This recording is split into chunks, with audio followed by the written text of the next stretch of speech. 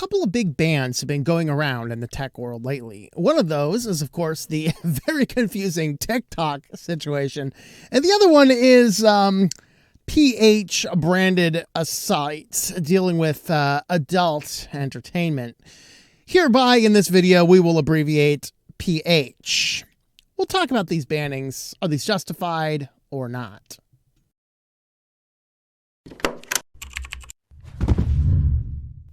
Welcome back to Switch to Linux. We like to cover topics here relating to free and open source software and privacy and things like that. Of course, being tangential to technology, of course, I was going to address these, and I thought I'd wrap both of these issues into one video to show that, in my opinion, this might be a hot take. One of these bans is justified and the other one is not. And the answer might surprise you. So let me know what you guys think about this in the comments down below. Are you surprised? Do you agree? Do you disagree? If you like this type of content, please subscribe to the channel if you've not already done so. Leave us a like and a comment down below. And let's go ahead and dive right on in.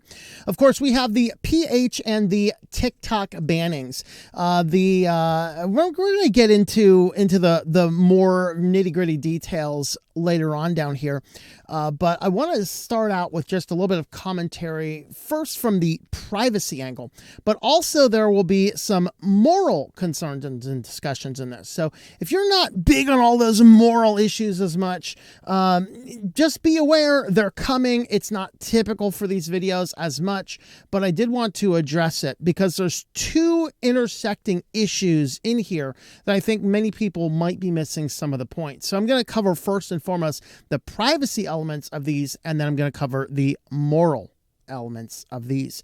And then we're going to go ahead and look at some articles around and even some videos. And I was looking for one additional one. I just couldn't find the one I was looking for, but I did get the other one in here. So we'll have a little bit of look at a popular political commentator and why I tend to disagree with him on this particular issue. But first, with the privacy elements. Now, to be full disclosure, as much as I typically research these videos as much as possible, I do not know if PH requires accounts to access the data. I just don't know. And I wasn't going to go to the site and check, especially since we are recording this from the great state of Florida, which January 1st of this year, you now must show a government ID to the PH site in order to view the PH site. Now, could me as a tech guy get around that? Oh, yeah. But I'm not going to talk about how exactly to do that in this particular video. We will vaguely refer to it. I do not know if they require accounts. If they do, they can collect a whole lot more data. They can push some form of algorithm. And I cannot imagine the types of things an algorithm of such a site might push upon you. Even without an account, they can still do a fair amount of tracking with some data by utilizing the same exact web tracking beacons that every other company uses. There might have Axios tracking beacons. They would have Google Analytics or some form of analytics system, maybe Google, maybe something internally. But they are still going to be able to collect some information from you, whether or not you are on it or not. Now, TikTok is collecting a lot of data. They have a lot of back-end systems which are proprietary in addition to standard means of collecting data. TikTok does generally require you to use an account to log in and view videos. You can usually watch one or two videos, and then you're going to get a, we'll call it a paywall for lack of better things, an account wall, where you'll have to create an account and log in order to view. Of course, both of these sites are video centric, we should say, and they will use all forms of data for marketing, making money, and all other types of purposes. Now, ByteDance is the company out of China that owns TikTok, and there are two major concerns that people have had. One of those is that it is tied to the CCP, which I think I called the CPP in a previous video, the Chinese Communist Party. And secondly is that they've used that data for tracking. Now, way back on this channel, we're going back like 6 years ago, probably far before most people knew TikTok existed. I actually did a video about how dangerous ByteDance was as a company. And it didn't have as much to do with attached to the Chinese government as it is the fact that they were using it. It was basically like a military Chinese data analytics firm. And that's a little bit on the front end. Now, that is our privacy discussion. I want to get into the moral concerns. First and foremost, adult content is damaging to the soul. Now, there's going to be a fair amount of people that might regularly engage in adult content that would hear that, and I can already know what you're typing. How dare, no, it's not bad. I watch it. It's not a problem. If you do not recognize it is dangerous to the soul, you just haven't yet recognized it is dangerous to the soul. Nearly everybody who becomes a regular avid consumer of such content recognizes at some point in time that it has become an addiction, it is out of their control, and it is leading to a lot of issues. There are a lot of scientific studies about how much it damages your relationships going forward. It damages libido. It damages a number of other factors. And watching such content is problematic. Now, most people recognize that there is something about it that, even if you say it should be completely legal, maybe kids probably shouldn't engage in that. Now, there are some fringe perverts, possibly on multiple different views, that would disagree with that, but those are exactly that. They are just fringe perverts. And I'm not really concerned all that much with what they say, but most elements of our society suggest that even to view such things, you should have some type of verification in place. And one of the better ways is tying it in like a lot of your legal online gambling systems do with a credit card, because the credit card can be flagged as 18 or not. And with that, it kind of verifies your general age. And so that certainly is an issue. What I would have a problem with is the showing of your IDs. We'll get into that a little bit more later. Now, what goes on here is, as far as the moral concerns, most people agree, as we said, that we should keep kids from it. Now, TikTok, on the other hand, in my opinion, it is also damaging to the soul, but because it's not explicit content that engages in the elements that society has by and large agreed are private, then people don't see as much of a need for regulation. So it is akin to an old argument. It says, would you rather have this nice, beautiful, plate of rat poison, or would you like to have this beautiful tray of broccoli and chicken and beans, and it's wonderful with just a little bit of rat poison sprinkled on it? Both of them are going to be damaging to you. One of them looks a lot more attractive and looks a lot safer and healthier. And so people look at TikTok and they might look at it and go, oh, this is so degenerate, but whatever. It's just kids being kids, and they don't really care. The problem is that the algorithm that TikTok uses pushes degenerate content that is also damaging to the soul. It is mindless. It engages in a lot of trends and pranks, and dangerous behaviors are all linked back to not just TikTok, but other social media platforms. The challenge that we have is that TikTok, with these issues, tends to not be regulated because it does not deal with the elements that what most of societies across the world agree are the private portions of one's body. And so what we end up with is a circumstance where TikTok is just as damaging for the soul. It's just not regulated at all, and pH is damaging for the soul, but there is a degree of regulation to it. Now, do we need to have better ways of regulating things on the internet? Possibly. Well, let's go ahead and chat about what is going on with all of these issues. First and foremost, I did make the statement there about TikTok itself as being morally degenerate and causing problems. I wanted to look into this because the Chinese version of this, which is Douyin, there has been people saying that Douyin is exactly like TikTok, and there's people saying that it's radically different. I decided to do a little bit of search. I did find this Reddit post over here. And this guy says, I had no idea. I had the idea to check out Douyin, the Chinese version of TikTok, see how it differed from the American TikTok. And I had heard China cracks down the version of the apps, making educational videos appear more suppressing subversive content. Really was not the case from what I saw, though. So this guy here, as an American looking at the platform, isn't seeing it as a lot different. Now, there is a number of people coming in here and kind of agreeing with him that all of the facts fact that that Douyin pushing more educational content is more of just a Western conspiracy theorist or something like that.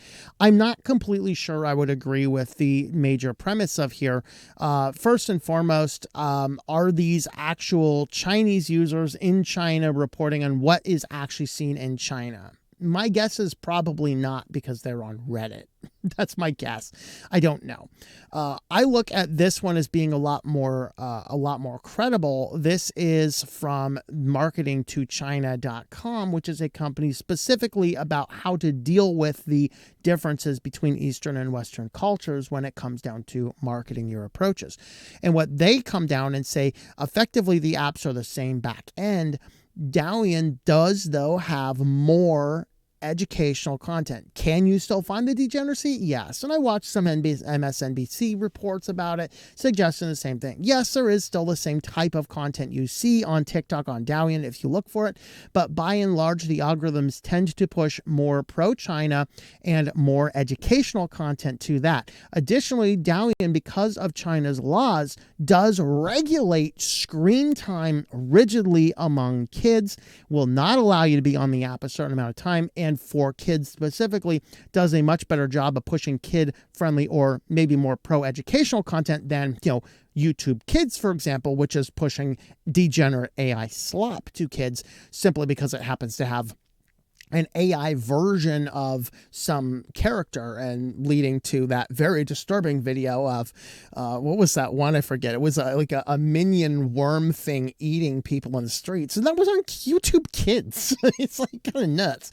We talked about that in a weekly news roundup not too long ago. So I would agree that Douyin is probably a lot more tame than is the TikTok for that cause.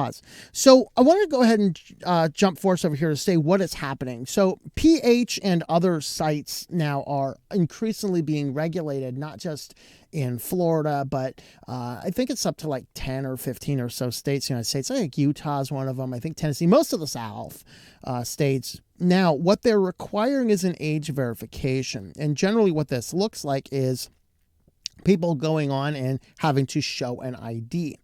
And of course, the political commentators, the conservative political commentators, are saying this is absolutely the thing we need to do. And I wanted to highlight specifically Matt Walsh, because this is just hilarious.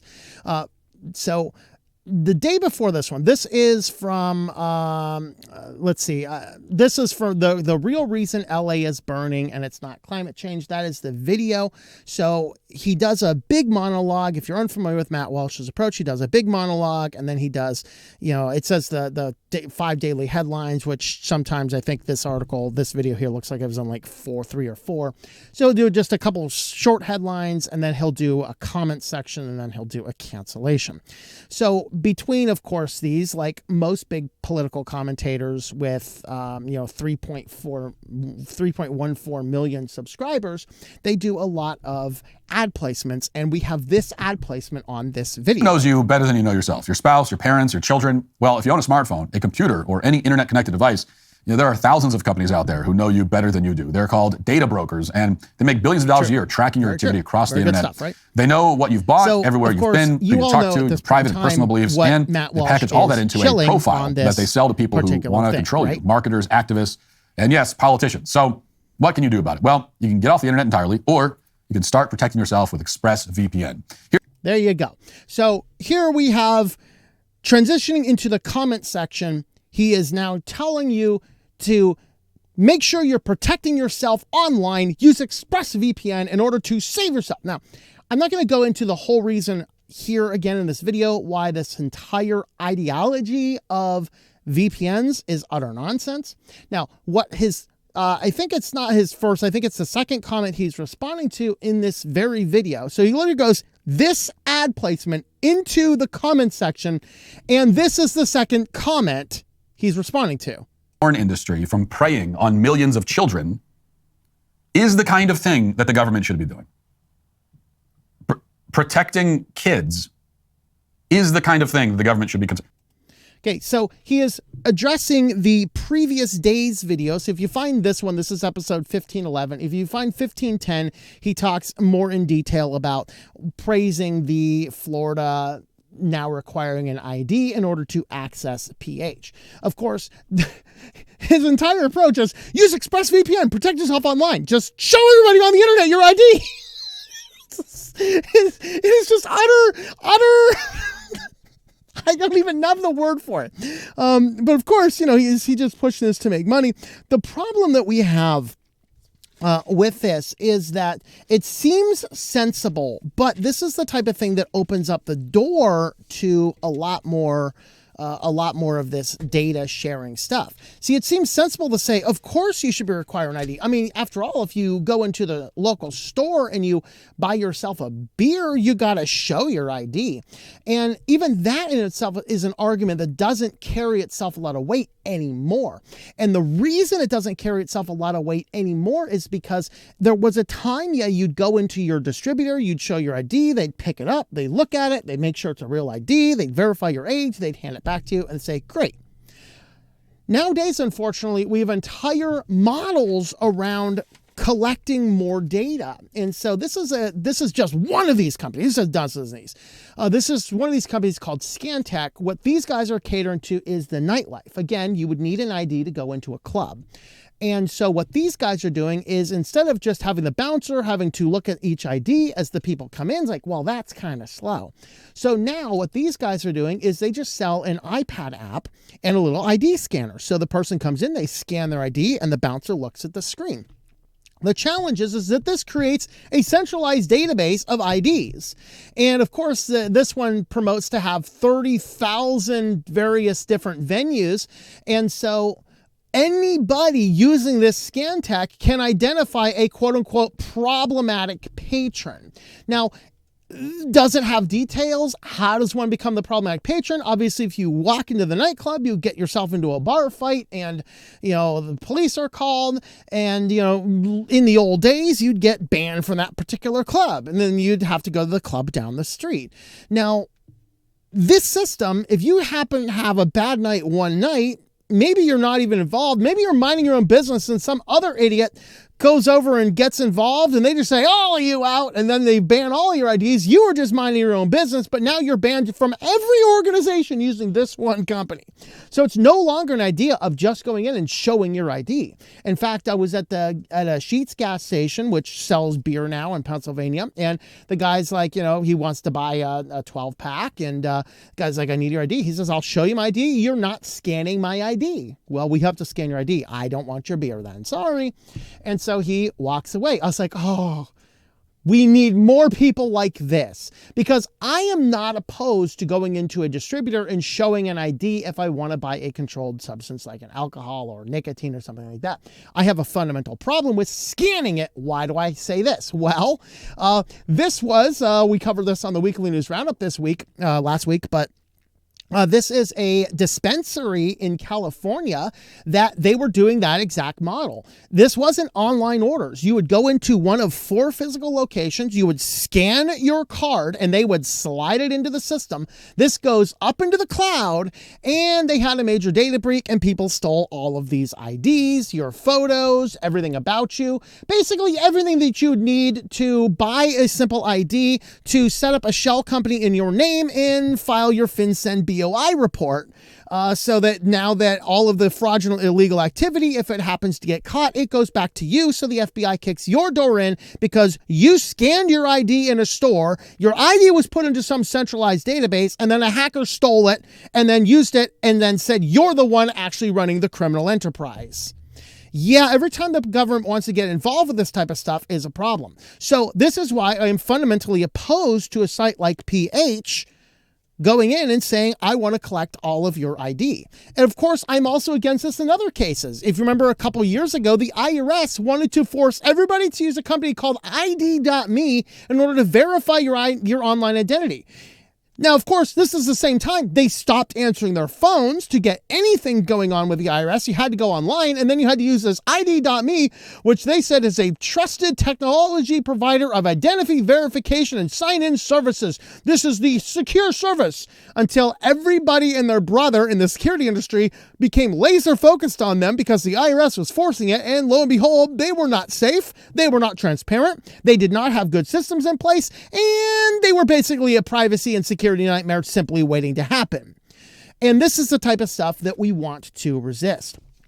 So I agree that PH is really bad content, but this is a crack in the door that, remember, Facebook requires you to be 13 years or older. Well, how do I know you're 13 years or older? Well, you got to show an ID. You see, this isn't, we're going to keep children off of PH by forcing them to show an ID. This is, we are going to track everybody by their ID who's using PH. And yeah, there's going to be a centralized database. Even if they say there's not, there's going to be a centralized database. And it's going to become a hack target. So there is a huge controversy. You see, if the store goes in and just checks your ID, fine. If they go in and scan it, not fine. That's kind of a problem. So what we see here is PH should not be required to show an ID. Number one, for privacy and security purposes. But there is a second reason that goes deeper down the moral trend. A person who is now addicted to such content, if you block them from being able to use the ID, they're going to research other ways of getting into it. Sure, you could buy a VPN. And in fact, I didn't pull up the data here, but I did see the reports last week or 2 weeks ago, I think. VPN searches in Florida absolutely skyrocketed. People are getting around this ban just fine. But let's suppose they're a kid and they do not have, what was Matt Walsh chilling here? I mean, you can go back to Matt Walsh's shill here, and I'm sure you could pick up your VPN for his little code there. Oh man, I forgot it. Where was it? There you go. So use expressvpn.com/Matt Walsh, and I guess you'll get a couple months free if you do that. And then, of course, you can use his ExpressVPN in order to get around the porn ban that he so advocates for. Okay? So not only that, but the kid may not have the $30 or $60 or whatever it's going to cost a year. Last time I think I bought a VPN, I think it was like $60 a year maybe, which is a good price if you need such a service. The challenge is that they may not have the $60 and they're going to start looking at other means. And I'm not going to divulge the other means, but there are other ways to get around this in the state of Florida and in all these other states that are banning it. Unfortunately, it also opens the door to deeper and more depraved stuff. You see, PH is we'll call it a reputable company in that it is a company that makes sure that everything on there is legal. They make sure that, if there's complaints about the stuff on there, they will actually research it. Everything in there is technically legal under the case of the law. And for the most part, I'm going to guess that it's going to be fairly tame compared to what you can find in the completely unregulated depths of the internet. So if you block kids from being able to get on this by forcing them to show an ID and they don't have the money to buy the VPN, they're going to start researching ways to get deeper and deeper into it. And you're going to lead to a bigger moral dilemma than blocking this anyway, because ultimately, as Matt Walsh does properly say in his video, the first line of defense is the parents. Okay, a parent cannot keep their kid completely offline, but what they can do is a lot of approaches. What we do need is better regulations and laws about things like our technology, that I should be able to take any phone I buy and I should be able to put any type of system on this I can to regulate what my kids are doing. Now, if I'm a lazy parent and I do not do this and my kids fall into degeneracy, that's my problem. And in my opinion, that is God is going to be dealing with me in that respect in the future. However, we cannot risk not only the security and privacy functions, not for the children, but for everybody else by requiring such a thing. And we cannot risk the deeper moral degeneracy of allowing them to research deeper ways. Because if they're addicted, a little screen that says, show me your ID, is not going to stop them from accessing the website. They are going to look for their ways in different places. Now, we do need to talk about the other trend, and I didn't actually pull up articles on this one. Let me bring you up to speed. What's going on with TikTok this week? Well, first and foremost, if you remember, it is under Donald Trump's first presidential run that he proposed a ban on TikTok. Now, it wasn't TikTok specifically. It was effectively any foreign adversary website, any foreign adversary service that collected a lot of data at the president's discretion. Then they could actually ban such a thing. Now, that did not go under Donald Trump. That actually went and passed under Joe Biden, who signed it into law. And as of 2 days ago, TikTok was officially banned under that law. And they were blocked for, I believe, 18 hours or so, somewhere around there. But then they came back online when Donald Trump, who is now taking over today, as I record this video, Donald Trump is now taking over once again. And in light of that, then what is going on here now is that he has basically said, I am not going to enforce the ban. So while the ban is still technically into effect, he has said, I'm not going to enforce it. And he has been working behind the scenes in order to get it. So the plan is that TikTok, in order to legally operate in the United States, either has to, in order to legally operate, has to divest itself from ByteDance. And so it could be banned or it could be divested. Now, ByteDance, being as that it is a CCP-controlled entity, the Chinese government could unilaterally block any forced sale, as it were. Who could actually buy it? Well, Facebook, Google, Microsoft, or Amazon. Those are the ones that come up to my mind as those who could buy it. And frankly, it wouldn't be any better under any of those. Now, ultimately, I actually think that it should be banned. Here's why. TikTok itself is banned in the country of its origin because it is pushing content that they will not allow their own citizens to view. It should be banned everywhere else. Now, if they were to open it up for viewing in China, I would have no problem with it being existing. But they don't. They block it. Now, will it sell? I don't know. Will a ban hold? I don't know. But in this instance, I think that TikTok is actually the one that should be banned because we all tend to agree that PH is generally bad content for kids, and we take a little bit stronger of an approach to make sure that kids are a little bit more controlled about that. There's a lot more blockers that deal with that. But if I go into Best Buy and buy a random phone off the street, TikTok is now installed, and nobody cares about the degenerate, demoral nonsense it's pushing upon us. Now, should we block it for these reasons that they're saying it's finding our data over to China? No. Every other social media app is doing the same thing. Not only to America, but to the Five Eyes, maybe to the Nine Eyes. And we do still need to have a serious talk about real privacy laws with teeth in this country. But ultimately, we should ban TikTok on the basis that its moral degeneracy is banned in its country of origin, but we should not ban PH because while it is morally degenerate, we tend to know it is morally degenerate, and attempting to block it is A, going to be unenforceable, and B, going to lead people to deeper depths of degeneracy than is already on the site. And so what we see is a circumstance that is complex all around.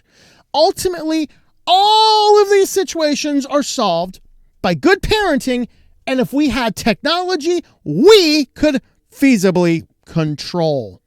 You see, if every phone was like this Google Pixel, and I could take this phone home, and I could put Graphene OS on it, I can force a certain DNS server, I could restrict you from changing that, and then I can control everything that you have on there.